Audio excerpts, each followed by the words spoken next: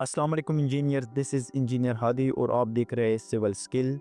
आज की वीडियो में हम डिस्कस करेंगे क्वालिटी एश्योरेंस और क्वालिटी कंट्रोल की कंप्लीट डॉक्यूमेंटेशन, यानी जितनी भी हमारी क्यूसी डिपार्टमेंट में डॉक्यूमेंटेशन यूज़ हो रहे हैं हम कंप्लीट एक ही वीडियो में उसको कवर करेंगे।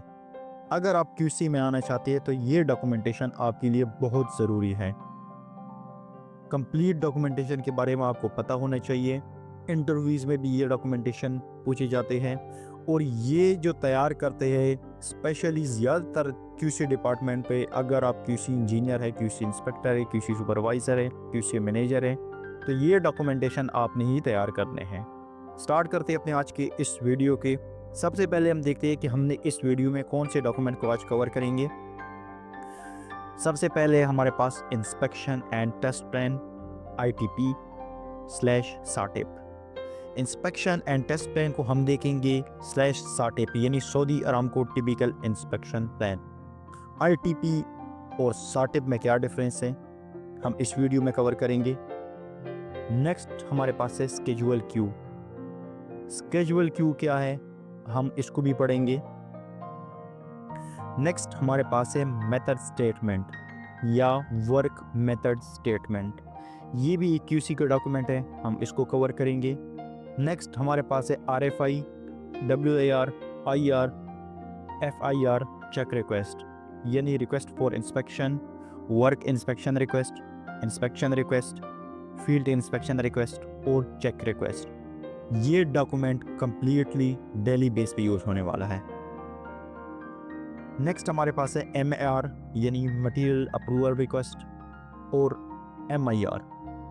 जब MAR रेज होता है तो साथ में जब साइट पे मटेरियल आ जाता है तो हम MIR को भी रेज कर लेते हैं। नेक्स्ट हमारे पास है प्रोजेक्ट क्वालिटी प्लान या क्वालिटी मैनेजमेंट प्लान, इसको भी हम डिस्कस करेंगे।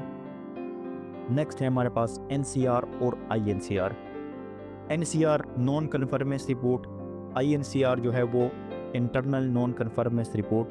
कौन इसको रेज करता है, इसमें डिफरेंस क्या है हम डिस्कस करेंगे। नेक्स्ट हमारे पास है SOR साइट ऑब्जर्वेशन रिपोर्ट। इसके बाद है रिस्क असेसमेंट। हर प्रोजेक्ट पे रिस्क भी आती है तो उसको रिस्क असेसमेंट कहा जाता है, एक रिपोर्ट तैयार होती है। नेक्स्ट हमारे पास है proactive notification, log book entry. Proactive notification क्या है हम आज डिस्कस करेंगे। नेक्स्ट डॉक्यूमेंट है हमारे पास जनरल कमेंट या FA फॉर्म। ठीक है, FA फॉर्म मतलब है फोकस असेसमेंट फॉर्म, इसको भी हम देखेंगे। नेक्स्ट हमारे पास है वायलेशन। वायलेशन हमारे पास 3 टाइप्स है, minor, moderate, major.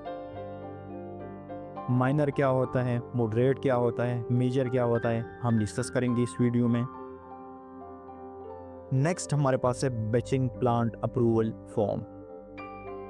Batching plant approval form किस तरह तैयार होता है हम इस वीडियो में डिस्कस करेंगे। अगर इसके अलावा कोई डॉक्यूमेंटेशन है वो भी मैं लास्ट में ऐड करूँगा। ये मेन डॉक्यूमेंटेशन है। अगर आपने QC डिपार्टमेंट में आना है तो आपको इन डॉक्यूमेंट्स के बारे में कम्प्लीटली 100% पता होना चाहिए, यानी कौन इसको रेस करता है, कौन इसको प्रिपेयर करता है, इसकी अटैचमेंट क्या है और इसमें होता क्या है, सब हम आज इस वीडियो में कवर करेंगे। फर्स्ट जो डॉक्यूमेंट है हमारे पास ITP inspection and test plan और SATIP यानी Saudi Aramco typical inspection plan.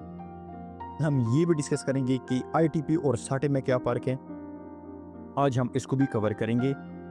सबसे पहले हम देखें ITP। Inspection and Test Plan is a quality control document used in project to outline the inspection, testing, and approval process for construction activities. It ensures that all project requirements meet project standard specification and procedure.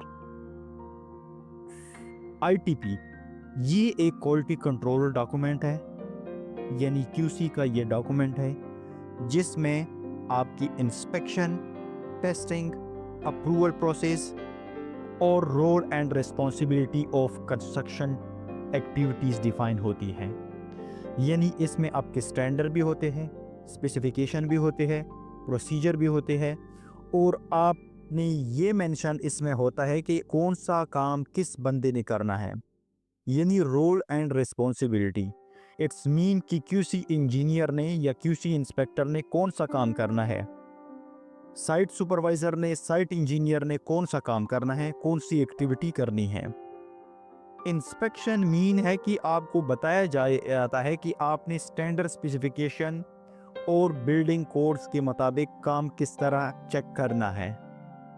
इसमें आपको ये भी बताया जाता है कि आपने testing का प्रोसीजर किस तरह करना है, यानी आपने जो भी काम करना है वो स्टैंडर्ड स्पेसिफिकेशन के मुताबिक करना है। आगे हम इसकी इंस्पेक्शन जो 4 टाइप से क्राइटेरिया है वो भी हम देखते हैं। मैं दोबारा रिवाइज करता हूँ। आईटीपी में आपकी इंस्पेक्शन, टेस्टिंग और अप्रूवल प्रोसेस होता है।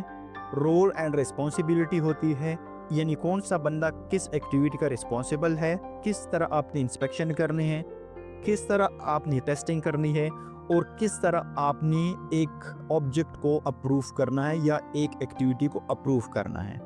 अब हम देखते हैं कि आईटीपी और साटिप में फ़र्क क्या है। जब भी आप सऊदी अरामको प्रोजेक्ट्स पे काम करोगे तो आप साटिप को फॉलो करोगे।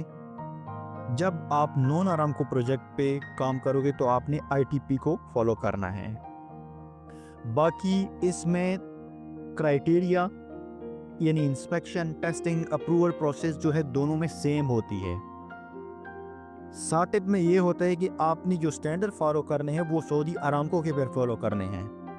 आईटीपी में ये होता है कि अगर इन केस आपने जो स्टैंडर्ड फॉलो करने हैं वो फिर आपने इंटरनेशनल स्टैंडर्ड फॉलो करने हैं। अरामको के प्रोसीजर जो है, जिस तरह सऊदी अरामको इंजीनियरिंग प्रोसीजर है या सऊदी अरामको इंजीनियरिंग स्टैंडर्ड है, आपने साटिप में जो आपको वो प्रोसीजर क्राइटेरिया बताया होता है तो आपने Saudi Aramco typical inspection plan को अरामको प्रोजेक्ट पे आपने साटिप को फॉलो करना है। बाकी ये दोनों सेम ही है, ठीक है। यही डिफरेंस है कि अगर आपने अरामको प्रोजेक्ट पे काम करना है तो आपने साटिप को फॉलो करना है, यानी Saudi Aramco engineering standard follow करने हैं। अगर आप नॉन अरामको प्रोजेक्ट पे काम करोगे तो आपने आईटीपी को फॉलो करने हैं, ठीक है। उम्मीद है कि आपको क्लियर पता लग गया होगा अभी के साटिप और आईटीपी में क्या फ़र्क है। अब इंस्पेक्शन प्रोसीजर हम देखते हैं। हर एक्टिविटी का अपना आईटीपी तैयार होता है। जैसे मैंने बताया ना कि आप कौन सा एक्टिविटी किस तरह करोगी, सब किस चीज़ में मेंशन होता है, आईटीपी में मेंशन होती है ये चीज़। यानी अगर आपने कंक्रीट करनी है तो आपने कंक्रीट किस तरह करनी है, ये चीज़ मेंशन होगी आपकी आईटीपी में। साथ में उसका चेकलिस्ट होता है। अगर साटिप है तो क्या होगा, सैक होगा, यानी सऊदी अरामको का सैक होगा, सऊदी इंस्पेक्शन चेकलिस्ट होगा उसमें। अगर नॉन अरामको है तो उसमें क्या होगा, चेकलिस्ट होगा। अगर कंक्रीट करनी है तो उसका अलग प्रोसीजर होगा, आपको बताया गया होता है आईटीपी में कि आपने इस एक्टिविटी को किस तरह करनी है, आपने इसकी इंस्पेक्शन किस तरह करनी है और कौन इसका रिस्पॉन्सिबल होगा, कंक्रीट का रिस्पॉन्सिबल कौन होगा, ये भी मेंशन किया होता है इसमें। अब इसमें 4 टाइप जो मेन इंस्पेक्शंस हैं वो क्राइटेरिया बताया होता है कि आपने किस तरह इंस्पेक्शन करने हैं। सबसे पहले है इसमें होल्ड पॉइंट। होल्ड पॉइंट क्या होता है, इनकम्प्लीट डॉक्यूमेंटेशन और इंस्पेक्शन के क्राइटेरिया पे मैं ऑलरेडी वीडियोस डिटेल से भी बना चुका हूँ। इस वीडियो में मैं डिटेल से डिस्कस करूँगा। Hold point, work can not be proceed until inspection approval is given. Simply ये मतलब है कि आप तब तक वर्क को आगे प्रोसीड नहीं कर सकते हो जब तक आपको अप्रूवल नहीं मिली। अप्रूवल किसकी तरफ से नहीं मिली होगी, आपको पीआईडी की तरफ से, प्रोजेक्ट इंस्पेक्शन डिपार्टमेंट की तरफ से, प्रोजेक्ट मैनेजमेंट कंसल्टिंग की तरफ से, कंसल्टेंट की तरफ से, कंसल्टेंट इंस्पेक्टर की तरफ से। अब ये डिफरेंस मैं जो बता रहा हूँ ये सेम ही है। अब अरामको प्रोजेक्ट पे जब आप काम करोगे तो वहाँ पे प्रोजेक्ट मैनेजमेंट टीम होती है। प्रोजेक्ट मैनेजमेंट टीम का एक इंस्पेक्टर होता है जो प्रोजेक्ट इंस्पेक्शन डिपार्टमेंट यानी पीआईडी उसको कहा जाता है, वो आपकी एक्टिविटीज़ की इंस्पेक्शन करता है। अप्रूवल आपको वो देगा। अब अगर नॉन आरामको प्रोजेक्ट होगा तो वहाँ पीएमसी होगी, प्रोजेक्ट मैनेजमेंट कंसल्टेंट, उसका इंस्पेक्टर होगा, वो आपको अप्रूवल देगा होल्ड पॉइंट का। अब ये hold point, witness point, surveillance, review plus hold और ए है आईटीपी में ये मेंशन होती है। आई का मतलब है 100% इंस्पेक्शन, यानी कंट्रैक्टर ने 100% इसकी इंस्पेक्शन करवानी है। होल्ड पॉइंट का मतलब है कि आपने ये काम तब तक आपने प्रोसीड नहीं करता जब तक आपको इंस्पेक्टर ने अप्रूवल नहीं दी हो। अब एग्जांपल हम होल्ड पॉइंट के ले लेते हैं कि इन केस अगर हमने इंस्पेक्शन करनी है स्टील की, कॉलम ऑफ स्टील। अब स्टील के लिए मैंने RFI रेस कर दिया, रिक्वेस्ट फॉर इंस्पेक्शन रेस कर दिया। मैं कंसल्टेंट को RFI ईमेल करूंगा या EPM यूज़ करूंगा। QMS का एक सॉफ्टवेयर है, क्वालिटी मैनेजमेंट इंस्पेक्शन का एक QMS कहते हैं। इन केस हम एक इंस्पेक्शन करने जा रहे हैं स्टील का, कॉलम ऑफ स्टील। हमारा स्टील हमने प्लेस कर दिया साइड पे, अब हमने उसको चेक करना है। हमने RFI रेस किया है कंसल्टेंट को, यानी इंस्पेक्शन डिपार्टमेंट को। अब जब तक इंस्पेक्टर आके मुझे अप्रूवल नहीं देता इंस्पेक्शन रिक्वेस्ट पे, यानी RFI पे, रिक्वेस्ट फॉर इंस्पेक्शन या WIR पे साइन नहीं करता, तब तक मैं नेक्स्ट एक्टिविटी प्रोसीड नहीं कर सकता। अब स्टील के बाद नेक्स्ट एक्टिविटी क्या है? फॉर्म वर्क, यानी मैं फॉर्म वर्क तब तक नहीं लगा सकता जब तक इंस्पेक्टर ने मुझे स्टील की अप्रूवल नहीं दी हो।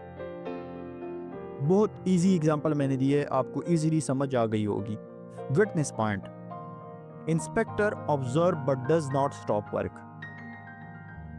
सिंपली विटनेस पॉइंट ये है ना कि इन केस एग्जांपल हम यही ले लेते हैं स्टील की। हमने स्टील के लिए RFI रेस कर दिया।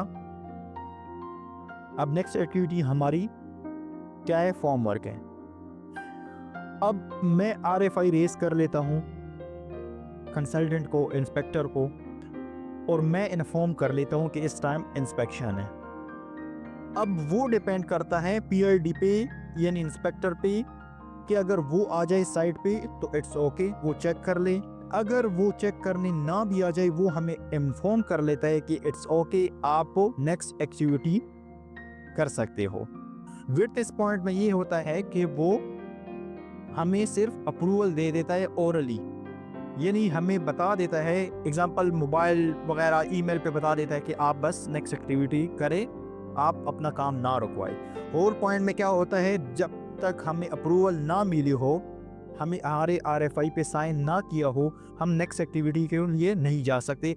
विटनेस पॉइंट में हमें क्या होता है कि इंस्पेक्टर ऑब्जर्व कर लेता है but does not stop work. Next हमारे पास है surveillance, routine check during ongoing work. Surveillance का सिंपल ये मतलब है कि आपका QC इंस्पेक्टर या कंसल्टेंट का इंस्पेक्टर किसी भी टाइम आ सकता है और आपकी एक्टिविटी को चेक कर सकता है। यानी साइड पे वर्क जारी है सुबह से शाम तक, कंसल्टेंट का इंस्पेक्टर किसी भी टाइम आ सकता है, आपका काम चेक कर सकता है। होल्ड पॉइंट, विटनेस पॉइंट में तो हमें RFI रेस करते हैं ना, यानी IR WAR रेस करते हैं ना, और सर्वाइवेलेंस में उसको इंस्पेक्शन रिक्वेस्ट रेस करने की ज़रूरत नहीं होती। रिव्यू पॉइंट वेरिफिकेशन, नेक्स्ट हमारे पास है review point verification, post completion check to confirm compliance. Review point में ये होता है ना कि एक तरफ वेरीफाई किया जाता है एक काम, एक एक्टिविटी, यानी एग्जांपल किसी एक्टिविटी के साथ टेस्टिंग है, अप्रूवल है, किसी मटेरियल के अप्रूवल है, वो चेक करते हैं। एग्जांपल हम वो साइट पे आ गए चेक करने के लिए, अब जो मटेरियल की अप्रूवल रिकॉर्ड है वो जाके चेक करेगा कि ये मटेरियल जो है ये अप्रूवल है कि नहीं है। ये इसमें क्या कर लेते हैं, RFI को रिव्यू कर लेता है, और मतलब उसको काम नहीं रुकता, सिर्फ रिव्यू के लिए, जो कंफर्मेशन के लिए उसने आगे टेस्टिंग रिपोर्ट चेक करनी है वो चेक करेगा, फिर उसको क्या कर ले, ओके कर लेगा, फाइनल करेगा। मैं यहाँ एक वर्ड यूज़ कर रहा हूँ RFI, WIR, IR, check request, ये सारे एक ही चीज़ है। जब आप आरामको प्रोजेक्ट पे काम करोगे तो इसको RFI यानी रिक्वेस्ट फॉर इंस्पेक्शन कहा जाता है। नेक्स्ट हमारे पास है WIR, जब आप नॉन आरामको प्रोजेक्ट पे काम करोगे तो उसको WIR कहा जाता है। कुछ प्रोजेक्ट पे इसको FIR भी कहा जाता है, कुछ प्रोजेक्ट पे इसको IR भी कहा जाता है, IR यानी इंस्पेक्शन रिक्वेस्ट। कुछ प्रोजेक्ट पे इसको FIR भी कहा जाता है, यानी फील्ड इंस्पेक्शन रिक्वेस्ट। ये सारी एक ही चीज़ है। मेथड, डिस्क्रिप्शन, अटैचमेंट सारी एक ही चीज़ है, यानी कंक्रीट की जो अटैचमेंट है वो हर जगह एक ही होगी। ठीक है, होप आपको समझ आ गई होगी। अब हम देखते हैं की component of an ITP. Component क्या आईटीपी की, मैं ऑलरेडी ऊपर मैंने बता भी दिया, लेकिन यहाँ भी मैं आपको बता देता हूँ। Inspection and test requirement detail the inspection test needed for each phase. हर एक्टिविटी की जितनी भी वर्किंग है आईटीपी में आपको डिस्क्राइब की होती है कि कौन सा काम, कौन से टेस्ट आपने, कौन से इंस्पेक्शन आपने किस तरह करने हैं। यानी आपको बताया दिया जाता है कि कौन सी एक्टिविटी आपकी होल्ड पॉइंट है, कौन सी एक्टिविटी आपकी विटनेस पॉइंट है, कौन सी एक्टिविटी आपकी रिव्यू पॉइंट है। ठीक है, एक्सेप्टेंस क्राइटेरिया हमारे पास है स्पेसिफिक बेंचमार्क और टॉलरेंस फॉर पासिंग इंस्पेक्शन, यानी कौन सा काम आपने किस तरह करना है। और इसकी एक्सेप्टेंस क्राइटेरिया का मतलब ये है कि जो भी काम आप करो स्टैंडर्ड स्पेसिफिकेशन के मुताबिक करो, तभी ये एक्सेप्ट होगा। रोल एंड रिस्पॉन्सिबिलिटी के बारे में मैंने बता दी कि इसमें डिफाइन होता है कि क्यूसी इंजीनियर या क्यूसी इंस्पेक्टर या site supervisor, site engineer, QC manager किस एक्टिविटी का रिस्पॉन्सिबल होगा। Hold point critical stages where work can not be proceed without approval. ऊपर मैंने डिटेल से बता दिया कि आप तब तक आगे नहीं प्रोसीड कर सकते हो जब तक आपको अप्रूवल ना मिले। Documentation required include checklist, report और certificate are evidence of compliance. जो भी एक्टिविटी आप करोगे ना, हर एक्टिविटी का चेकलिस्ट आपने लाजमी अटैच करना है। कोई टेस्टिंग रिपोर्ट है या कोई सर्टिफिकेशन है, जिस तरह मटेरियल की टेस्ट रिपोर्ट होती है, वो आपने लाजमी अटैच करनी है। इसके अलावा अगर आपका सर्वे रिपोर्ट है, आईएफसी ड्राइंग है यानी इशू फॉर कंस्ट्रक्शन ड्राइंग है यानी शॉप ड्राइंग, वो भी आपने अटैच करनी है इसके साथ हो। अगर एमईपी क्लियरेंस है वो भी आपने करनी है। अगर मटेरियल की कोई टेस्टिंग है तो वो भी आपने अटैचमेंट इसके साथ करनी है। ये अटैचमेंट हर एक्टिविटी के डिफरेंट होती है। चेकलिस्ट और शॉप ड्राइंग लाजमी है इसके साथ अटैच करना।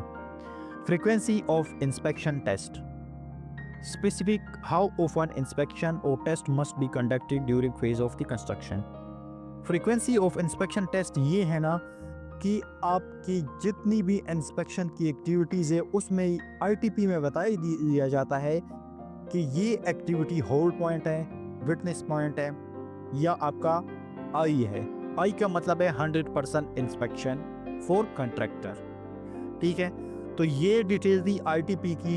होप आपको बहुत ही इजी तरीके से मैंने समझाया, आपको समझ आ गई होगी। अब हम चलते हैं नेक्स्ट डॉक्यूमेंट की तरफ। नेक्स्ट डॉक्यूमेंट जो हमारे पास है वो है व्हाट इज स्केड्यूल क्यू या schedule Q. Schedule Q definition को गौर से देखना, आपको डिफिनीशन से भी अंदाजा हो जाएगा।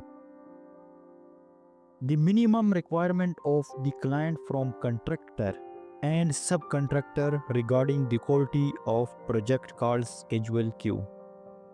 The client minimum requirement from company contractor as per standard of quality management system reference schedule Q 1.1। इसका मतलब ये है ना कि schedule Q एक डॉक्यूमेंट होता है क्लाइंट की तरफ से। इसमें कंप्लीट आपकी स्टैंडर्ड स्पेसिफिकेशन फॉलो होती है और क्वालिटी मैनेजमेंट सिस्टम की क्लासेस होती हैं। इसका सिंपल अगर डिफिनीशन को भी देखें तो इसका मतलब ये है कि the minimum requirement of client from contractor, यानी क्लाइंट का कंट्रैक्टर से क्वालिटी के मुताबिक काम लेना। कंट्रैक्टर एंड सब कंट्रैक्टर से काम लेना क्वालिटी ऑफ प्रोजेक्ट, यानी क्वालिटी के मुताबिक काम लेना किससे? कंट्रैक्टर से। अब क्वालिटी के मुताबिक काम लेने का मतलब है कि आपने स्टैंडर्ड स्पेसिफिकेशन और एज पर ड्राइंग काम लेना किससे? कंट्रैक्टर से।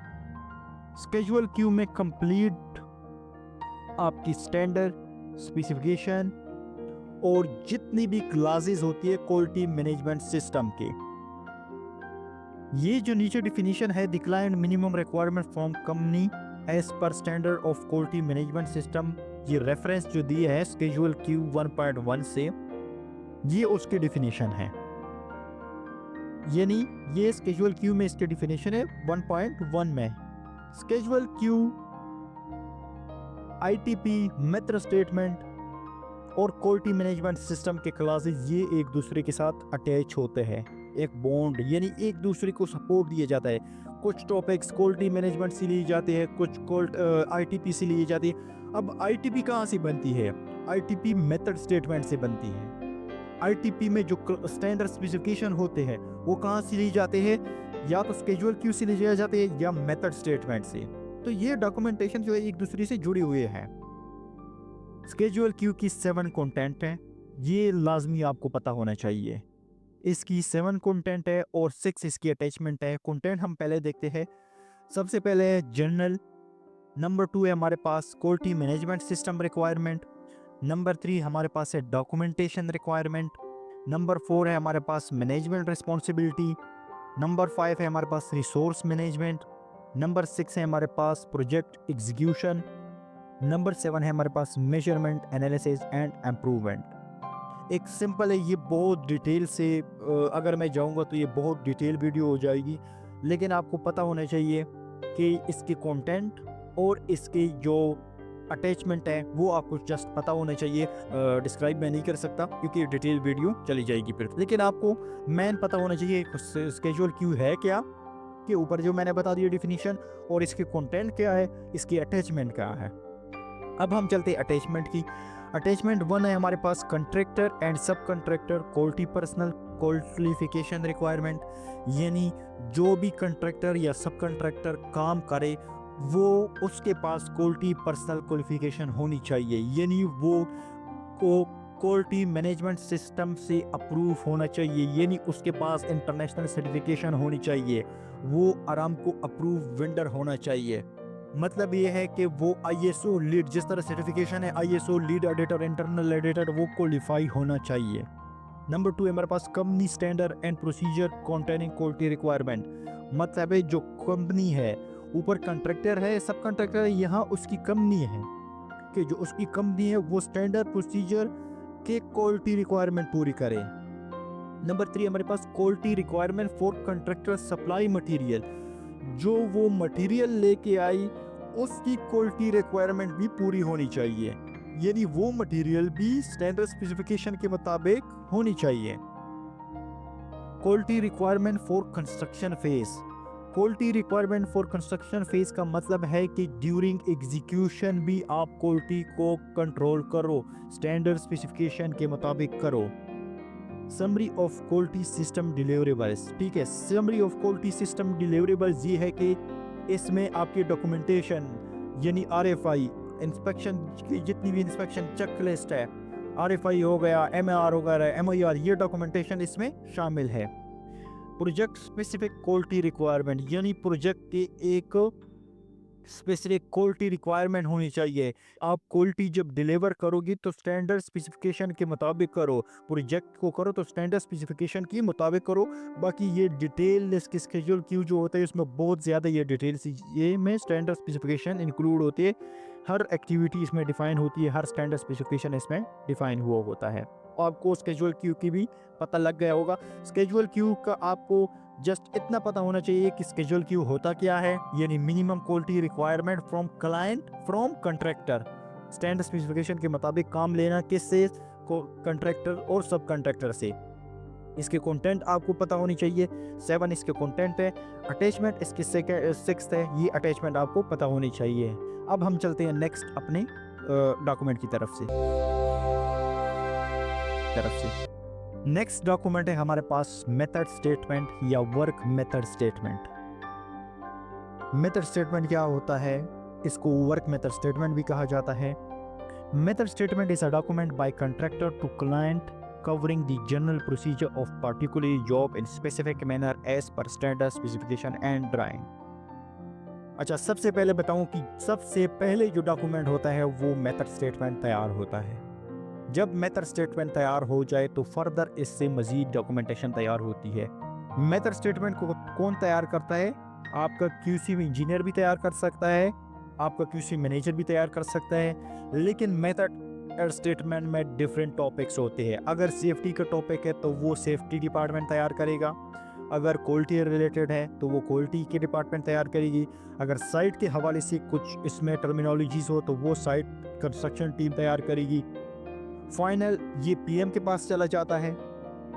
जब सेफ्टी का भी हो जाता है, एचईसी का मतलब कंस्ट्रक्शन टीम की तरफ से भी हो जाता है, क्वालिटी की तरफ से भी हो जाता है, पीएम इसको रिव्यू कर लेता है, प्रोजेक्ट मैनेजर, फिर ये चला जाता है कंसल्टेंट के पास और क्लाइंट के पास, वो भी रिव्यू कर लेता है, तो वो भी इसको अप्रूव कर लेता है। अब मेथड स्टेटमेंट है क्या? Method statement is a document by contractor to client. ये कंट्रैक्टर की तरफ से होता है क्लाइंट को, कवरिंग जनरल प्रोसीजर, जो भी जनरल प्रोसीजर हो of particularly job, her activity को आपने किस तरह करना है इन सेफ मैनर, एक अच्छे तरीके सेफ तरीके से, as per standard specification and drawing, safe तरीके से स्टैंडर्ड स्पेसिफिकेशन और ड्राइंग के मुताबिक।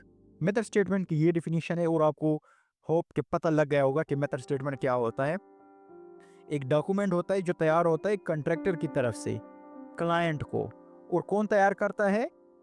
मैंने बता दिया कि इसमें डिफरेंट टीमें शामिल होती है, कंस्ट्रक्शन टीम भी, एचईसी टीम भी, क्वालिटी टीम भी, और मजीद अगर कोई सर्वे की कोई उसमें चीज़ें होती है तो वो भी इसमें इंक्लूड है, वो भी तैयार करती है सर्वे डिपार्टमेंट पर। ठीक है, इसी तरह अगर एमईपी की कोई चीज़ है तो एमईपी तैयार करेगी।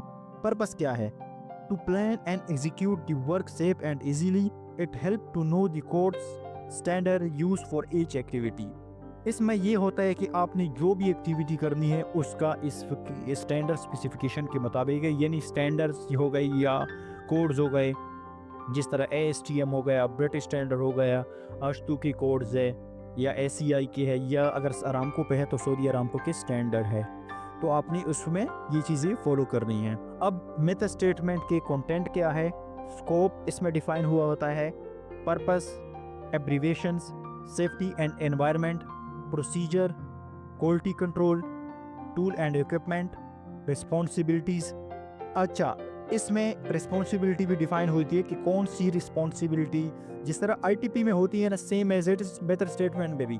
अब आईटीपी में मैंने बता दिया ना कि रोल एंड रिस्पॉन्सिबिलिटी होती है, तो आईटीपी तैयार कहाँ होती है, किससे होती है? मेथड स्टेटमेंट से। मेथड स्टेटमेंट में रोल रिस्पॉन्सिबिलिटी होती है, तो यही रोल एंड रिस्पॉन्सिबिलिटी उठाई जाती है, आईटीपी में रख दी जाती है। ठीक है। अब प्रोजेक्ट मैनेजर किस चीज़ का रिस्पॉन्सिबल होगा, कंस्ट्रक्शन मैनेजर किस चीज़ का रिस्पॉन्सिबल होगा, एचईसी किस चीज़ का रिस्पॉन्सिबल यानी कौन सी एक्टिविटी का रिस्पॉन्सिबल होगा, safety engineer, project engineer, site supervisor, foreman, QC inspector या क्यूसी इंजीनियर किस एक्टिविटी का रिस्पॉन्सिबल होगा। इसके साथ अटैचमेंट क्या होगी? Approve shop drawing, IFC drawing, issues for construction drawing, risk assessment report इसके साथ होगी, मटेरियल सबमिटल एंड अप्रूवल होगी, आईटीपी इसके साथ होगी, डॉक्यूमेंट रिकॉर्ड्स इसके साथ होगी। ठीक है, जितनी भी डॉक्यूमेंटेशन के रिकॉर्ड्स होगी वो इसके साथ अटैच होगी। तो होप आपको पता लग गया होगा कि मेथड स्टेटमेंट क्या है। What is RFI, WIR, IR, FIR? यानी request for inspection, work inspection request, IR inspection request, FIR field inspection request, और एशियन कंट्रीज में इसको चेक रिक्वेस्ट भी कहा जाता है। A request for inspection is a formal document used in the construction project to request approval for completed work at various stages. It is essential part of quality control and compliance with Aramco Engineering and Project Standard, Saudi Aramco Engineering Standard, Saudi Aramco Engineering Procedure, SARTIP, and Saudi Aramco Methodology System Certification. जब भी हम कोई काम करें, कोई activity करें, उसको करने के लिए हम RFI रेस करते हैं। RFI का मकसद क्या है? चेक करना। हम कोई भी काम करें वो हम कंसल्टेंट से, प्रोजेक्ट इंस्पेक्शन डिपार्टमेंट से, प्रोजेक्ट मैनेजमेंट कंसल्टेंट से चेक करने के लिए कि ये काम एज पर ड्राइंग हुआ है कि नहीं हुआ, एज पर स्टैंडर्ड स्पेसिफिकेशन हुआ है कि नहीं हुआ।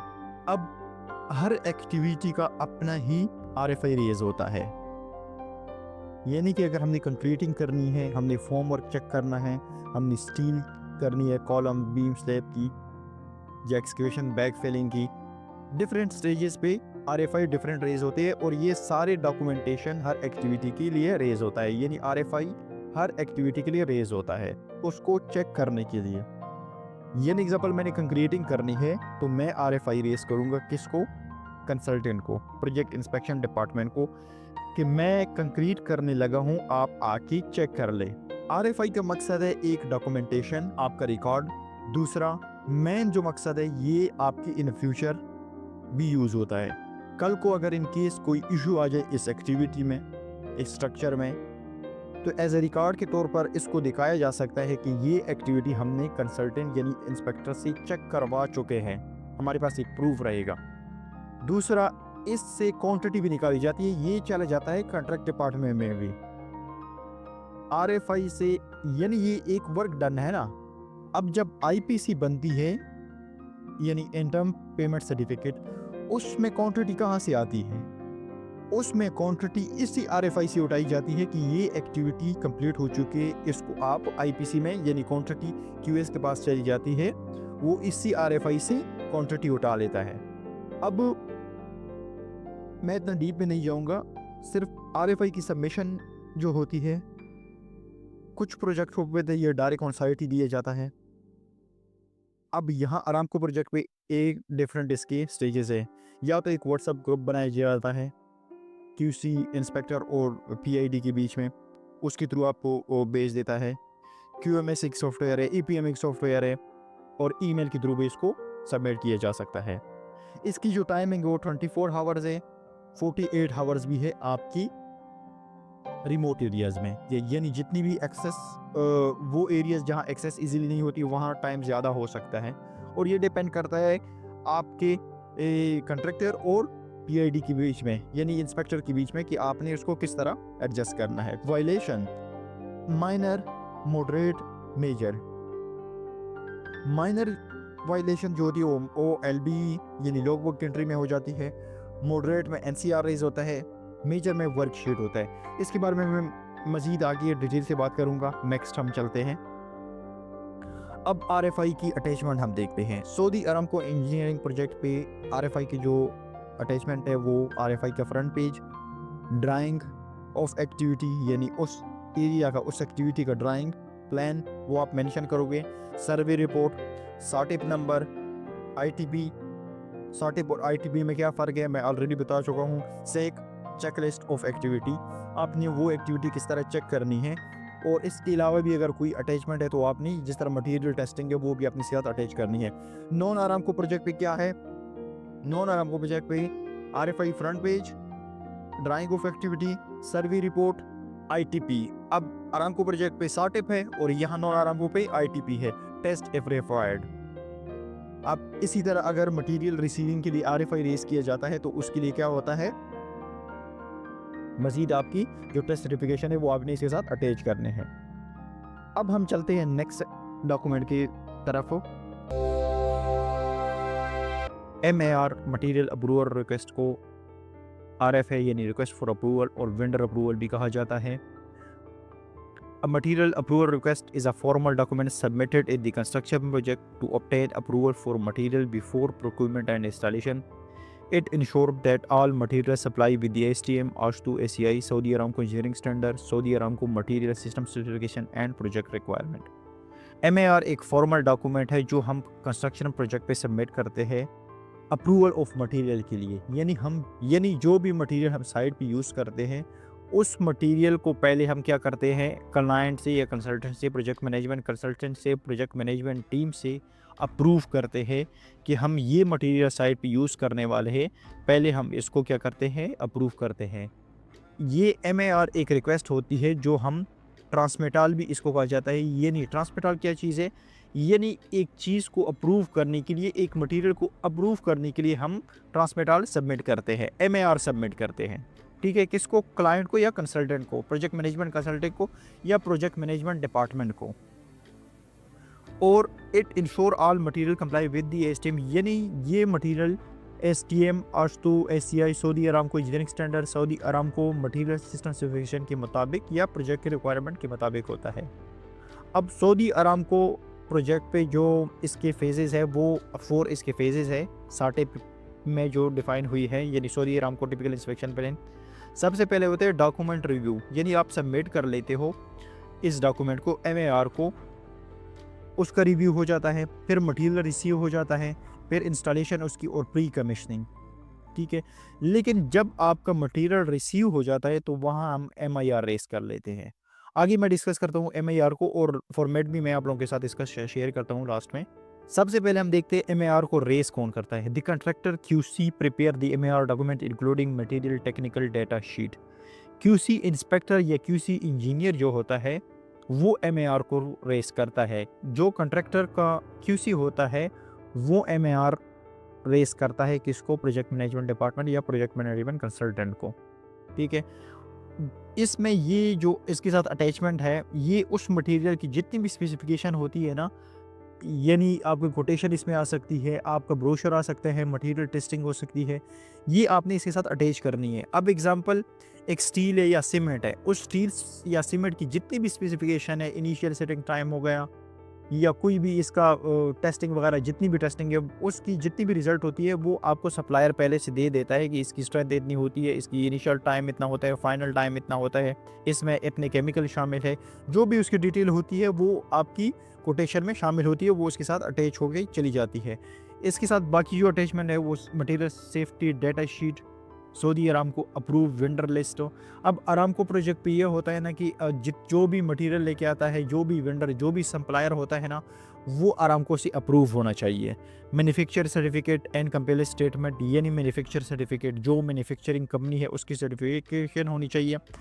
Third party test report and certificate, ठीक है। अब एग्जांपल यहाँ पे जो टेस्टिंग वगैरह तो करती है वो थर्ड पार्टी करती है, तो उसकी जितनी भी उस मटेरियल की टेस्टिंग रिपोर्ट होती है वो आपने इसके साथ MIR के साथ अटैच करनी है। Submitted to client and approve, आपने क्या करना है? क्लाइंट को अप्रूव सबमिट करना है और अप्रूव करना है। अब जब अप्रूव हो जाता है तो उसके बाद हम क्या कर लेते हैं? MIR को रेस करते हैं। अब जब हमारा मटेरियल अप्रूव हो जाता है और साइड पे आ जाता है तो हम क्या कर लेते हैं? MIR रेस कर लेते हैं। MIR बेसिकली होता है RFI, जिस तरह हम करते हैं रिक्वेस्ट फॉर इंस्पेक्शन करते हैं ना, सेम मटेरियल के लिए MIR होता है, मटेरियल इंस्पेक्शन रिक्वेस्ट। तो इसके साथ जो अटैचमेंट है वो RFI का फ्रंट पेज, यानी डिस्क्रिप्शन जिसमें मटेरियल के बारे में होती है उसकी डिस्क्रिप्शन हो जाती है। मटेरियल टेस्ट सर्टिफिकेट, ठीक है, जितनी भी उस मटेरियल की सर्टिफिकेट है वो। सेक चेकलिस्ट, अब अरामको का प्रोजेक्ट है तो यहाँ पे सेक होगा, अगर नॉन अरामको है तो वो चेकलिस्ट होता है, सिंपली चेकलिस्ट हम उसको बोलते हैं। साटिप और ITP, ठीक है, ऑलरेडी मैं बता चुका हूँ साटिप और ITP के बारे में। साटिप अरामको प्रोजेक्ट पे यूज़ होता है, ITP जो है नॉन अरामको प्रोजेक्ट होता है। इस मटेरियल का साटिप और ITP जो रेफरेंसेज है वो इसके साथ शामिल होने चाहिए। IFC ड्राइंग रिक्वायर्ड हो, सर्वे रिपोर्ट अगर इसके साथ होते हैं, purchase order, vendor approval document, certification, delivery note. अब IFC ड्राइंग इफ़ रिक्वायर्ड और सर्वे रिपोर्ट, ये जब आपका प्री कास्ट मटेरियल आता है ना उस पर ये चीज़ें रिक्वायर्ड होती हैं। नेक्स्ट डॉक्यूमेंट है हमारे पास project quality plan in construction. Detail से मैं नहीं जाऊँगा, आपको बेसिक टर्म इसकी समझाऊँगा। प्रोजेक्ट क्वालिटी प्लान को क्वालिटी मैनेजमेंट प्लान भी कहा जाता है। इसका पर्पस क्या है? Purpose of the project quality plan: define quality objective and capacity requirement, ensure consistency in construction process, minimize defect and non-conformity issues, establish role and responsibility for quality control, provide a framework for inspection and testing. Project quality plan में ये होता है कि आपको quality के मुताबिक आपका काम जो है वो होना चाहिए, यानी आपने जितना भी काम करना है स्टैंडर्ड स्पेसिफिकेशन और क्वालिटी मैनेजमेंट सिस्टम के क्लासेस के मुताबिक। ISO स्टैंडर्डाइजेशन जो है, इंटरनेशनल स्टैंडर्डाइजेशन फॉर ऑर्गेनाइजेशन, उसके मुताबिक आपका काम होना चाहिए।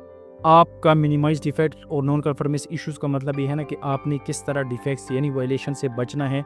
नॉन कन्फर्मेंस इश्यूज़ आपने किस तरह NCR को रेस करना है और किस तरह आपने NCR से बचना है, ठीक है, यानी वायलेशन से किस तरह बचना है। प्रोजेक्ट क्वालिटी प्लान में आपकी ITP डिफाइन होती है। आपकी ITP जो होती है वो प्रोजेक्ट क्वालिटी प्लान और मेथड स्टेटमेंट से बनती है, ठीक है, जिसमें आपकी चेक लिस्ट भी शामिल होते हैं ITP के अंदर, वो भी आगे जाके से डिस्कस करते हैं। Role and responsibility for quality control, यानी क्वालिटी मैनेजमेंट की जितनी भी डिपार्टमेंट होती है उसमें डिफाइन होता है। प्रोजेक्ट क्वालिटी प्लान में ये होता है कि आपकी रोल एंड रिस्पॉन्सिबिलिटी, यानी किस बंदे का कौन सा काम है। अब एग्जाम्पल क्वालिटी मैनेजर का क्या काम है? ओवरऑल क्वालिटी को मैनेज करना, मेंटेन करना। इसी तरह QC इंस्पेक्टर का क्या काम है? इंस्पेक्शन करना या आपके डॉक्यूमेंटेशन RFI रेस करना, INCR रेस करना, NCR रेस करना, NCR को क्लोज करना, रेस किस तरह करते हैं, क्लोज करना है। यानी इसमें रोल एंड रिस्पॉन्सिबिलिटी डिफाइन होती है। अभी साइट इंजीनियर, साइट सुपरवाइजर की जितनी भी रोल एंड रिस्पॉन्सिबिलिटी होती है वो इसमें डिफाइन हुई होती है। इसकी की कंपोनेंट क्या है, यानी ये तैयार किस तरह होता है। प्रोजेक्ट नेम होता है इसमें, scope and location, client and contractor detail, client और कंट्रैक्टर की डिटेल होती है, applicable code and standard, ISO 9001 ISTM British standard, Saudi Aramco engineering standard. यानी आपका जितना भी काम होता है ना वो स्टैंडर्ड स्पेसिफिकेशन के मुताबिक होना चाहिए। क्वालिटी मैनेजमेंट सिस्टम, इसमें क्वालिटी मैनेजमेंट सिस्टम डिफाइन हुआ है, यानी project specific quality policy and objective. Her project की अपनी स्टैंडर्ड स्पेसिफिकेशन तैयार होते हैं, ITB हर प्रोजेक्ट की पे अपनी तैयार होती है। फॉलो कौन सा करता है, यानी ये जितनी भी स्टैंडर्ड स्पेसिफिकेशन होती है वो quality management, international standard, ISO, AS2, SCI British standard, Saudi Aramco engineering standard की क्लासेस जो है या स्टैंडर्ड प्रोसीजर है वो इसमें फॉलो होते हैं। Role and responsibility, role and responsibility already मैं बता चुका हूँ कि वे QC मैनेजर का क्या काम होता है, QC इंस्पेक्टर का क्या काम होता है, साइट इंजीनियर का क्या काम होता है, डॉक्यूमेंट कंट्रोलर का क्या काम होता है। यानी इसमें कंप्लीट आपके रोल एंड रिस्पॉन्सिबिलिटी डिफाइन हुई होती है। Inspection and testing plan, project quality plan में ITP की डिटेल भी होती है कि आपने ITP एग्जांपल हर काम की हर एक्टिविटी की अपनी ITP बनती है, ठीक है। Pre approval requirement, MAR material approval request, यानी अगर आपने मटेरियल लेके आना है साइट पे तो उससे पहले आपने क्या करना है, MAR रेस करना है। जब भी आप कोई मटेरियल लेके आओ साइट पे उससे पहले आपने क्या करना है, MAR रेस करना है क्लाइंट को या कंसल्टेंट को। जब MAR अप्रूव होता है उसके बाद ये आप मटेरियल साइट पे लेके आते हो। जब आप मटेरियल साइट पे लेके आ जाते हो तो उसके लिए उसके बाद आप क्या करते हो, MIR रेस करते हो। यहाँ सिर्फ प्रोसीजर बताया हुआ है, लेकिन मैं आपको बता रहा था कि MIR जब रेस हो जाता है, सबमिट हो जाता है ट्रांसमिट ऑल के साथ, तो उसके बाद जब वो साइट पे आ जाता है तो उसका मटेरियल MIR रेज हो जाता है उस मटेरियल का। इंस्पेक्शन स्टेजेस, ITP में क्या होता है, इंस्पेक्शन स्टेजेस होते हैं कि आपने जिस तरह हमारे पास कौन सा काम, कौन सी एक्टिविटी किस तरह आपने चेक करनी है। अगर सऊदी अरामको वो प्रोजेक्ट है तो वो SAC होता है, उसके लिए Saudi Aramco inspection check list. अगर नॉन अरामको है तो इंस्पेक्शन चेक लिस्ट होता है। और इसमें जो आपकी इंस्पेक्शन प्रोसीजर है जिस तरह hold point, witness point, surveillance, review plus hold, ये ITP में डिफाइन होती है। Third party testing and reporting, third party की जितनी भी टेस्टिंग रिपोर्टिंग होती है वो आपने किस तरह सबमिट करनी है, वो भी प्रोजेक्ट क्वालिटी प्लान में होता है। Non performance management, non performance management के क्या करना है कि आपने NCR या INCR को किस तरह रेस करना है, ठीक है। उसका प्रोसीजर डिफाइन हुआ होता है। करेक्टिव एक्शन इसका क्या है, प्रिवेंटिव एक्शन इसका क्या है, रूट काज इसका क्या है, ये सारी चीज़ें आपकी प्रोजेक्ट क्वालिटी प्लान में डिफाइन हुई होती है। Document control and record keeping, ठीक है। इसका सिंपल यही मतलब है कि प्रोजेक्ट के जितनी भी डॉक्यूमेंटेशन है आपने वो किस तरह संभालने हैं, किस तरह रिकॉर्ड को मेंटेन करना है। एग्जांपल QC इंस्पेक्टर का क्या कौन सी डॉक्यूमेंटेशन है, RFI, NCR, INCR। इसी तरह प्रोक्योरमेंट की, प्रोक्योरमेंट डिपार्टमेंट की जितनी भी है, या मटेरियल टेस्टिंग का अगर है, कैलिब्रेशन रिकॉर्ड है, ये सारे इसको मेंटेन करना आपने किस तरह मेंटेन करनी है, ये सारी डिटेल प्रोजेक्ट क्वालिटी प्लान में होती है।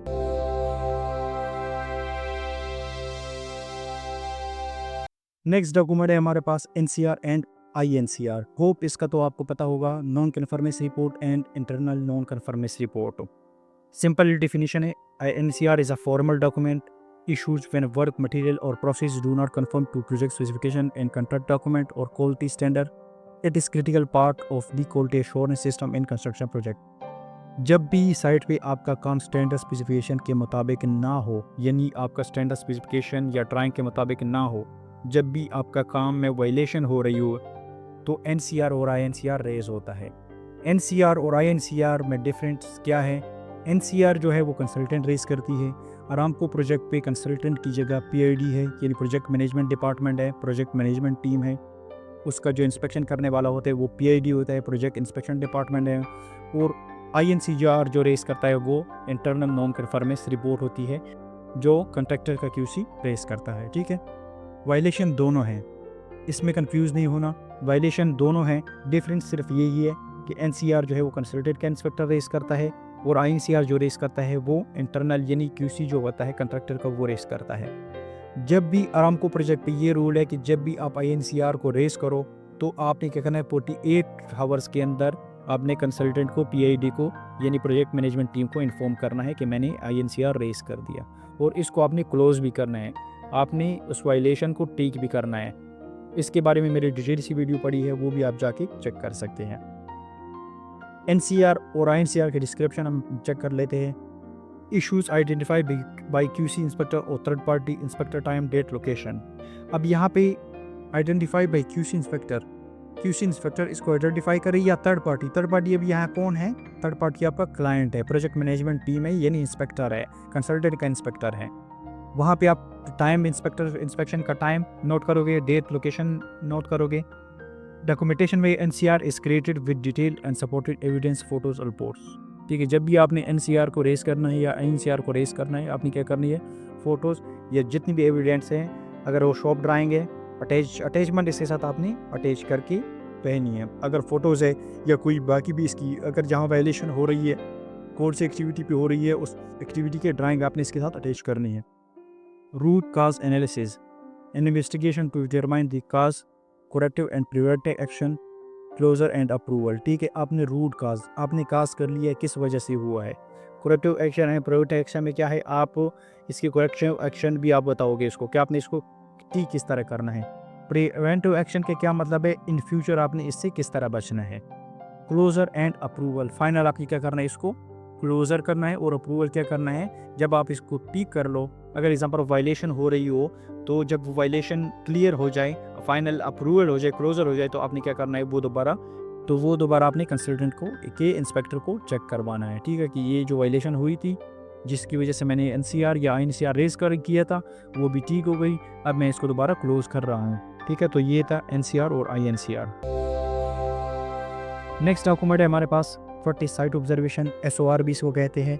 A site observation report is a formal document used in construction project to record observation related to site condition. It is issued by site engineer, quality inspector or consultant to highlight concerns that may require corrective action but do not necessarily qualify as non-conformance report. Site observation report जो होता है ना, ये एक minor violation में दिया जाता है। अब वायलेशन की भी डिफरेंट टाइप्स हैं। अब अरामको प्रोजेक्ट के जो वायलेशन के टाइप्स है वो 3 है, minor, moderate and major. Minor violation में क्या होता है, यानी आपकी ऐसी वायलेशन जो नेक्स्ट एक्टिविटी को डैमेज ना करे या उसमें डिले ना लेके आए। ठीक है, एग्जांपल उसमें हम क्या कर लेते हैं, माइनर वायलेशन में हम लॉग बुक एंट्री कर लेते हैं। अब दूसरा हमारे पास है मॉडरेट वायलेशन, जो जिसमें हम क्या कर लेते हैं, एनसीआर रेस कर लेते हैं। एनसीआर ये वो वायलेशन है जो हमारी नेक्स्ट एक्टिविटी को डैमेज कर लेती है और इसमें डिले लेके आ जाती है। 3 हमारे पास जो वायलेशन है वो मेजर वायलेशन है। उसमें क्या होता है, वर्कशीट जारी किया जाता है। अब वर्कशीट क्या है, उसमें वर्कशीट वायलेशन ये है ना कि हम एग्जांपल कोई टेस्टिंग वगैरह या आरएफआई वगैरह या किसी भी डॉक्यूमेंटेशन में चेंजेस कर ले और वो चेंजेस पकड़ी जाए, तो उसमें क्या होता है, वर्कशीट जो हमारे पास मेजर वायलेशन है, इसमें वर्कशीट जारी किया जाता है। और इसमें ये वर्कशीट में आपकी कंपनी पे बैन भी लग सकता है, ठीक है, ये ऐसी वायलेशन है।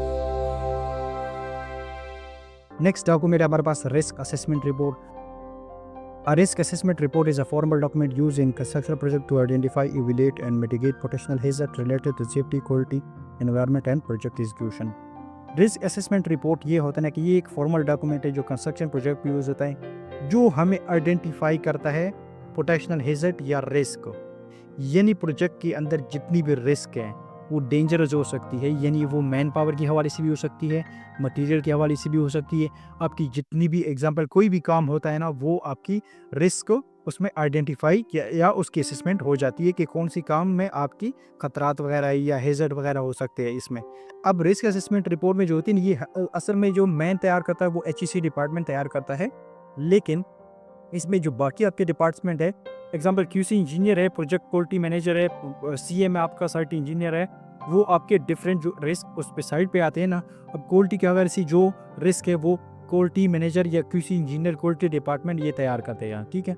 और उसके बाद साइट हवाले से ये आपकी जितनी भी आपकी साइट में एग्जीक्यूशन के दौरान, प्रोजेक्ट एग्जीक्यूशन के अंदर जो रिस्क होती है आइडेंटिफाई होती है, ये कौन तैयार करता है, CM आपका या साइट इंजीनियर या साइट सुपरवाइजर तैयार करता है। अब safety consultant provide third party risk evolution, हो सकता है पॉसिबल मटेरियल के अंदर रिस्क आ जाए, तो वो कौन करेगा, आपकी जो थर्ड पार्टी मटेरियल टेस्टिंग होती है वो हो सकता है। पॉसिबल है कि उस मटेरियल किसी मटेरियल में केमिकल्स हो, ठीक है। होप आपको पता लग गया होगा कि सेफ्टी कंसल्टेंट का इधर थर्ड पार्टी का क्या मतलब है। किसी मटेरियल में केमिकल हो तो वो यहाँ असेसमेंट रिपोर्ट में जो होती है रिस्क असेसमेंट है उसमें ये चीज़ें मेंशन कर लेते हैं। Client and regulatory bodies Aramco नियम रेड सी अथॉरिटी में review and approve report for companions. मतलब ये है ना कि जो क्लाइंट है, क्लाइंट की तरफ से भी इस रिस्क असेसमेंट रिपोर्ट में इसमें असेसमेंट होती है। हो सकता है कि प्रोजेक्ट में जितनी भी रिस्क आइडेंटिफाई हो जाए वो इसमें आपकी मेंशन हो जाती है।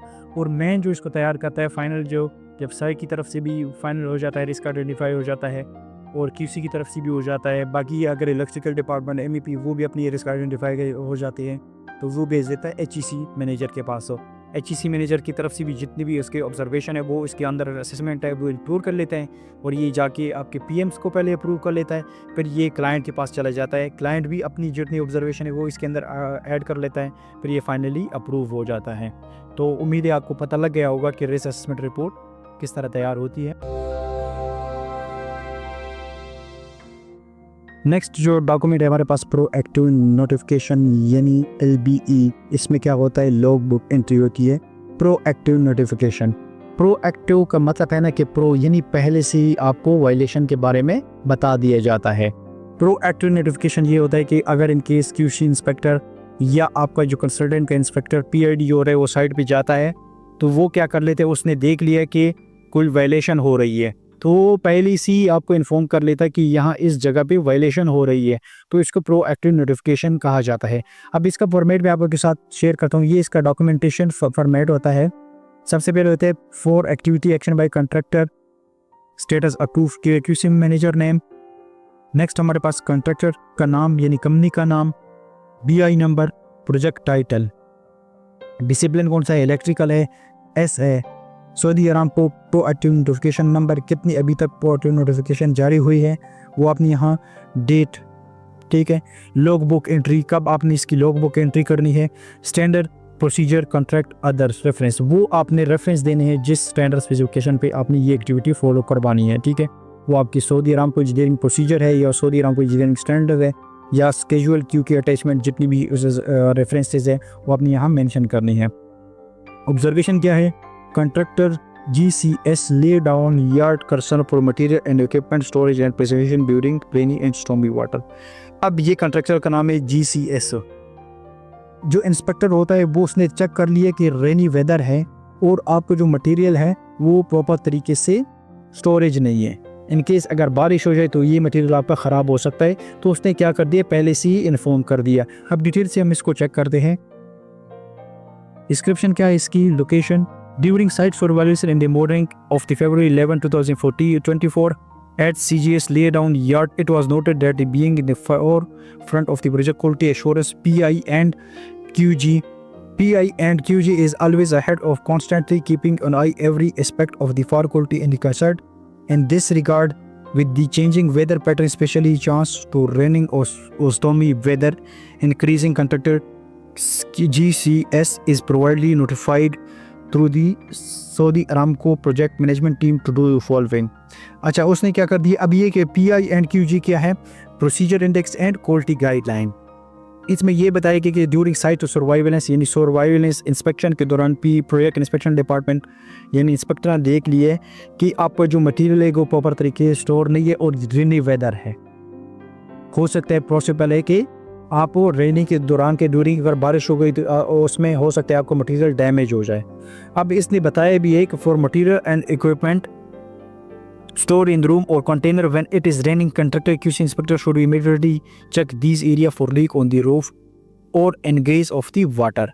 अगर इन केस इसमें ये बताया गया है कि आपने क्या करना है, यार्ड जो आपका है स्टोरेज यार्ड है वहाँ पे QC इंस्पेक्टर ने जल्दी से जाके चेक करना है जब बारिश अगर इन केस हो जाए वहाँ ये कहीं लीकेज वगैरह तो नहीं है, ठीक है। इफ़ लीकेज और increase of water is noted, QC inspector should immediately inform the site engineer so repair will be done source on the source of leakage or increase of the water, otherwise the material equipment should be transferred to immediately to safer areas. For lay down yard storage, plastic cover should be checked that they all are in good condition and properly tied so they will not be blown away from strong wind, ठीक है। इसमें simply आपको तरीके से बताया गया होगा कि आपने जितना भी मटेरियल है वो आपने सेफ एरिया में एक टाई किया है कि नहीं, ठीक है, यानी अगर इनकेस बारिश हो जाए तो उसको आपने बचाना भी है। ये डिस्क्रिप्शन डिटेल हो गई। नेक्स्ट आपने क्या करना है, उस मटेरियल का ये इंस्पेक्टर का नाम, डेट वगैरह, क्वालिटी सुपरवाइज़र का नाम ये आपने यहाँ मेंशन करने है। दूसरी आपने क्या करना है, इसके साथ अटैचमेंट जो होती है ना, वो अपनी एविडेंस के तौर पे आपने देनी है। अगर आपने NCR INCR भी रेस करना है, साइट ऑब्जर्वेशन रिपोर्ट भी रेस करनी है, या आपने प्रो नोटिफिकेशन भी जारी करना है, तो आपने उसके साथ तो एविडेंस तो अटैचमेंट लेके देनी है। ठीक है, वो आपको पता लग गया होगा प्रो इन्वेस्टिगेशन क्या होता है। अब हम चलते हैं अपने नेक्स्ट टॉपिक की तरफ। नेक्स्ट जो डॉक्यूमेंट है हमारे पास वो जनरल कमेंट और FA यानी फोकस असेसमेंट फॉर्म के, ये भी एक डॉक्यूमेंटेशन है जो सऊदी अरामको प्रोजेक्ट पे यूज़ होता है। जनरल कमेंट या फोकस असेसमेंट जो फॉर्म होती है उसमें कॉन्ट्रैक्टर को अप्रिशिएट किया जाता है कि आप जो काम कर रहे हो वो स्टैंडर्ड स्पेसिफिकेशन के मुताबिक कर रहे हैं, आप फर्दर भी इसको कंटिन्यू करें इसी स्टैंडर्ड स्पेसिफिकेशन के मुताबिक। डिटेल में अब मैं आपको साथ शेयर कर रहा हूँ, लेकिन बेसिक आपको जानना है कि फोकस असेसमेंट या जनरल कमेंट जो फॉर्म होता है ये भी एक डॉक्यूमेंटेशन है जो आपका PRD की तरफ से आता है, यानी प्रोजेक्ट इंस्पेक्शन डिपार्टमेंट इंस्पेक्टर की तरफ से आता है। इसमें आपकी अप्रिशिएशन यानी कॉन्ट्रैक्टर को अप्रिशिएट किया जाता है कि आपका जो काम है वो स्टैंडर्ड स्पेसिफिकेशन के मुताबिक हो रहा है। ये डिटेल ऑलरेडी मैं बता चुका हूँ बहुत सी वीडियोस में। मैंने जितनी भी डॉक्यूमेंट्स यहाँ डिफ़ाइन की, इन एक एक डॉक्यूमेंट के बारे में मैंने कंप्लीट डिटेल से वीडियो बना चुका हूँ। हर डॉक्यूमेंट की मेरे चैनल पे वीडियोस बन चुकी है डिटेल में। आपको ये फ़ायदा होगा कि इसके अटैचमेंट, इसकी कंटेंट, जितनी भी अटैचमेंट है, कंटेंट इसके क्या है, प्रोसीजर क्या है इसका, कौन इसको रेज करता है, कौन इसको क्लोज करता है, ये सारी डिटेल आपको वहाँ से पता लग जाएगी। यहाँ इस वीडियो में मैं जस्ट बेसिक आप लोगों को बता रहा हूँ एक डिटेल वीडियो के साथ, ताकि जितने भी हमारे डॉक्यूमेंट है QC में वो एक ही वीडियो में कवर हो जाए। बाकी इनके बारे में डिटेल से मेरी हर डॉक्यूमेंट के बारे में डिटेल सी वीडियो पड़ी हुई है। अब ये किस तरह तैयार होता है इसकी डिस्क्रिप्शन बाकी डिटेल तो मैं ऊपर वीडियो में भी बता दिया ऑलरेडी ऊपर टॉपिक में। यहाँ हम देखते हैं डिस्क्रिप्शन की तरफ आते हैं। लोकेशन आपकी हो गई। During the regular site surveillance visit 20 February 2024, it was found that the contractor GCS has based and compacted the first layer, the select fill material foundation lighting port as per project specification and Saudi Aramco standard A114. The inspector has commanded of the work to encourage the construction team to carry on such पर। यानी इसका मतलब है, मैं आपको direct आ जाता हूँ यहाँ पे कि यहाँ पे जो कंट्रैक्टर है वो काम कर रहा था, बैक फिलिंग का काम कर रहा था, पोल की बैक फिलिंग का जो सऊदी अरामको इंजीनियरिंग स्टैंडर्ड के मुताबिक था। जो मटेरियल यूज़ कर रहा था वो सेलेक्ट फिल मटेरियल यूज़ कर रहा था जो स्टैंडर्ड स्पेसिफिकेशन या ड्राइंग के मुताबिक कर रहा था। तो इसको अप्रिशिएट किया जाता है किसको, कंस्ट्रक्शन टीम को, जो साइट की टीम को, कि आप फर्दर भी इस तो कंटिन्यू रखें। ठीक है, ये होते हैं आपके फोकस असेसमेंट रिपोर्ट यानी जनरल कमेंट, ये भी डॉक्यूमेंटेशन होता है। नेक्स्ट हमारे पास डॉक्यूमेंट होते हैं procedure for concrete batch plant approval, Saudi Aramco engineering procedure 1152। आपने बैचिंग प्लांट जो होती है पोस्ट आपने किस तरह अप्रूव करवानी है। सबसे पहले हमारे पास से उसका प्रोसीजर बताया गया है कि civil QC inspector will make an initial survey for batch plant. QC inspector जो होता है वो पहले बैचिंग प्लांट का सर्वे कर लेता है। Calibration of all plant equipment will collect from the plant supervisor. जितनी भी आपके इंस्ट्रूमेंट इक्विपमेंट होती है उसकी कैलिब्रेशन को इकट्ठा कर लेता है। collect monthly test report for aggregate sand, water, cement, all equipment tool list। जितनी भी आपके मटेरियल यूज़ होता है ना, अगर सीमेंट है, सैंड, एग्रीगेट है, वाटर है, उसके जितनी भी आपके सैम्पल टेस्ट होते हैं वो यहाँ इकट्ठे कर लिए जाते हैं। ऑल इक्विपमेंट टूल लिस्ट, जितनी भी आपकी इक्विपमेंट है उसका टूल लिस्ट तैयार हो जाता है। Batching plant company profile organisation chart pre qualification document होता है।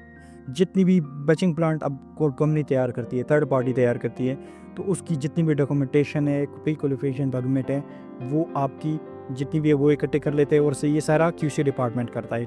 Appendix B and C for mix design and attach appendix A, जितनी भी मिक्स डिज़ाइन की स्टैंडर्ड स्पेसिफिकेशन। अब मिक्स डिज़ाइन जो आता है वो क्लाइंट की तरफ से आता है, यानी अरामको है तो अरामको की तरफ से, नियोम है तो नियोम की तरफ से आएगा। All this document submitted to Aramco for approval. Finally ये कहाँ चला जाता है, क्लाइंट के पास चला जाता है। क्लाइंट इसको रिव्यू कर लेता है, जितनी भी डॉक्यूमेंटेशन है वो आपकी मटेरियल की भी हो सकती है, कैलिब्रेशन सर्टिफिकेट होती है, ये सारा सबमिट हो जाता है किसको, अरामको यानी क्लाइंट को। अब इसके अंदर जितनी भी टेस्टिंग वगैरह होती है ना, for soil sampling and testing at site, जितनी भी आपकी टेस्टिंग होती है उसके स्टैंडर्ड डिफाइन होते हैं कि अपनी ASTM D6939 के मुताबिक करना है। एग्रीगेट का जो STM है D75 सैम्पलिंग करनी है आपने, सैम्पलिंग ऑफ एग्रीगेट। और हमारे पास यहाँ unit weight of soil to place in sample कौन मेथड, अगर आपने यूनिट वेट फाइंड करना है तो D1556 पे करना है। यानी जितनी भी आपने टेस्टिंग करनी है वो उसमें बताया गया है, वो जाता है कि आपने स्टैंडर्ड स्पेसिफिकेशन के मुताबिक करनी है। असफाल्ट सैम्पलिंग एंड टेस्टिंग, उसकी स्टैंडर्ड स्पेसिफिकेशन ये बताई गई है, और कंक्रीट की जितनी भी टेस्टिंग है उसकी स्टैंडर्ड यहाँ पे बताई गई है। ASTM C31 जो है making and curing concrete test specimen के बारे में है। C143 जो है वो स्लम्प ऑफ हाइड्रोलिक कंक्रीट, यानी स्लम्प हम किसके मुताबिक करेंगे, STM as per standard STM C143 के मुताबिक करेंगे। 172 हमारे पास क्या है, sampling fresh concrete mix design, यानी जितनी भी स्टैंडर्ड कंक्रीट हम करेंगे या बेचिंग प्लांट से निकालेंगे उसमें हम क्या करेंगे, इस स्टैंडर्ड को फॉलो करेंगे। तो ये प्रोसीजर होता है बेचिंग प्लांट अप्रूवल की। तो ये थी कंप्लीट डॉक्यूमेंटेशन ऑफ QA/QC की, जितनी भी यानी QC के डॉक्यूमेंटेशन है वो मैं डिफ़ाइन कर चुका हूँ। इन डॉक्यूमेंटेशन में कोई भी मिस्टेक हुई तो आप कमेंट सेक्शन में पूछ सकते हैं। नेगेटिव कमेंट से करने से बेहतर है कि आप उसको टिक कर दें, ठीक है। होप आपको पता लग गया होगा QC डॉक्यूमेंटेशन के बारे में। इसके अलावा भी जो डॉक्यूमेंटेशन है ISO 9000 जो हमारे पास है, लीड एडिटर, इंटरनल एडिटर, उसके क्लासेस, उसके जो हमारे पास प्रिंसिपल है, 7 प्रिंसिपल है, इसके में एक टर्मिनोलॉजी यूज़ होती है प्लान डू एक्ट चेक के, वो भी मैं मज़ीद इसके बारे में वीडियोस बनाता रहूँगा। अगर आपको वीडियो पसंद आई तो काइंडली सब्सक्राइब कर दे और इसको शेयर कर दे अपने दोस्तों के साथ या उन बंदों के साथ जो QC को ज्वाइन करना चाहते हैं। QC एक बहुत ही ज़बरदस्त डिपार्टमेंट है, इसके रेट अच्छे हैं, अच्छी सैलरीज पैकेजेस है सऊदी अरब में, स्पेशली मिडल ईस्ट में और बाकी एशियन कंट्रीज़ में भी ये बहुत पावरफुल इसकी जो डिमांडेबल जॉब है क्वालिटी एश्योरेंस और क्वालिटी कंट्रोल की। इनमें किसी भी रिलेटेड क्वेश्चन है तो आप कमेंट सेक्शन में पूछ सकते हैं। मज़ीद मैं डेली बेस पर वीडियोज़ अपलोड करता रहता हूँ QC से रिलेटेड इंटरव्यू के क्वेश्चन, और ये डॉक्यूमेंट मैंने मज़ीद भी डिटेल से डिस्क्राइब कर चुका हूँ मैं ऑलरेडी। इन एक डॉक्यूमेंट के बारे में मैं ऑलरेडी डिटेल से वीडियो बना चुका हूँ, यानी ITP के अटैचमेंट क्या है, सार्टिप क्या होता है, स्केड्यूल क्यू इसकी अटैचमेंट क्या है, इसके कंटेंट क्या है, इसका प्रोसीजर क्या है, कंप्लीट एक अलग अलग से भी मैंने वीडियो बनाई है। ये एक अलग वीडियो मैंने इसलिए बनाई है ताकि एक ही डॉक्यूमेंटेशन, जितने भी QC की डॉक्यूमेंटेशन है जो इंटरव्यू में इसके बारे में पूछी जाती है, ताकि आपको पता होना चाहिए, बेसिक अगर चीज़ें आपको पता होनी चाहिए। बाकी डिटेल में जब आप QC पे ज्वाइन कर लोगे वहाँ से आपको ईजिली पता लग जाएगी जब आप खुद प्रैक्टिकल कर लोगे। होप अगर वीडियो पसंद आई है तो काइंडली सब्सक्राइब कर दे, कमेंट कर ले, किसी भी रिलेटेड क्वेश्चन हो तो आप कमेंट सेक्शन में पूछ सकते हैं। Thank you.